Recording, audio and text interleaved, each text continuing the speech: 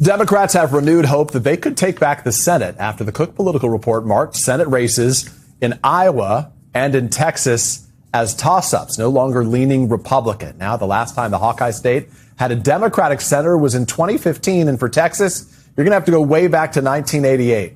So what about the House? The Democratic Congressional Campaign Committee is projecting confidence this morning, adding 5 more seats to what it calls its red to blue list. That brings the total to 37 races right now. We want to bring in Democratic Congresswoman Susan DelBene. She is the chair of the Democratic Congressional Campaign Committee, Congresswoman in the beautiful Western Washington state that is, joining us now. I want to start with what we were speaking about, which is the energy that you see behind some of these candidates. What gives you confidence in these candidates on your red to blue list?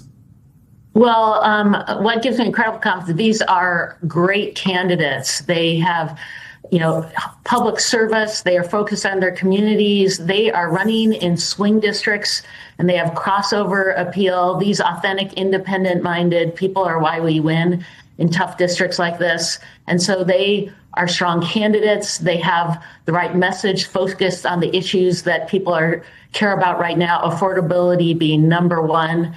And the American people are with us all across the country. Families are struggling. They want folks who are going to stand up for them and actually do what their title says, serve as representatives. And so great candidates from Arizona to Maine, from Montana to Florida, everywhere in between, who are going to flip seats. And we need to net 3 to take back the gavels.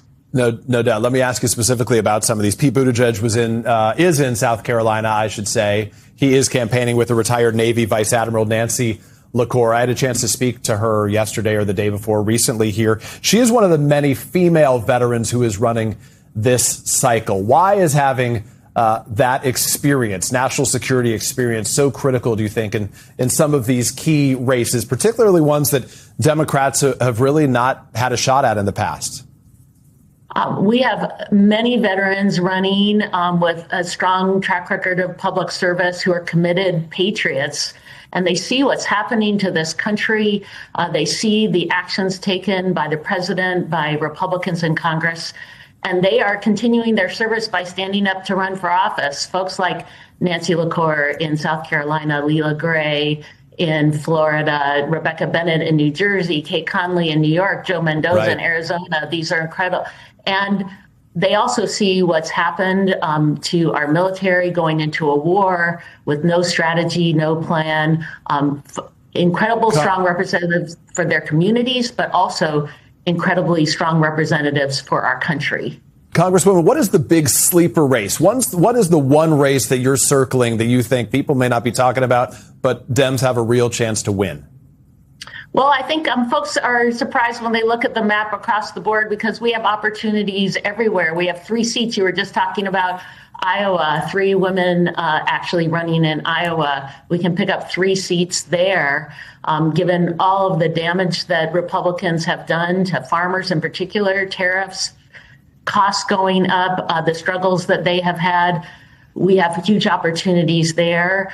Pennsylvania, 4 seats we can flip in Pennsylvania, and strong candidates running across the board. So opportunities all across the country. So let me ask you about this. Obviously, there's a ton of confidence. I can hear it in your voice here, but there's a difference between confidence and cash, as you know well. The DNC is really limited as it relates to money. Recent FEC filings show that the committee is in a big hole, effectively $2 million in debt. Viewers will see on the right side, the Republican National Committee has $130 million, no debt right now. So do you have the resources you need to compete in these races? I understand the confidence, but they lack the cash. Well, we absolutely have the resources to get the message out. We actually, the DCCC, we are the campaign arm for House Democrats. We outraised our Republican counterparts again last month and are in a strong position. They do have, corruption has allowed MAGA Inc. and others to raise a lot of money, but we need enough to get a message out. We have better candidates. We have the right message. And so we absolutely will have the resources to get that message out and to win across the country. And to be very clear, I was on the road in Michigan recently, and what struck me, I think, is going to be defining here is that Democratic voters didn't just want people who were anti-Trump, excuse me, they wanted people who were for something, specifically could detail what they are for. Here's your 20-second elevator pitch. What are the Democrats for right now? We're for working families. We're for making sure that everyone has economic opportunity, for making sure that people across the country have affordable, quality health care, that families can afford a place to live and put food on the table and not just get by, but to thrive.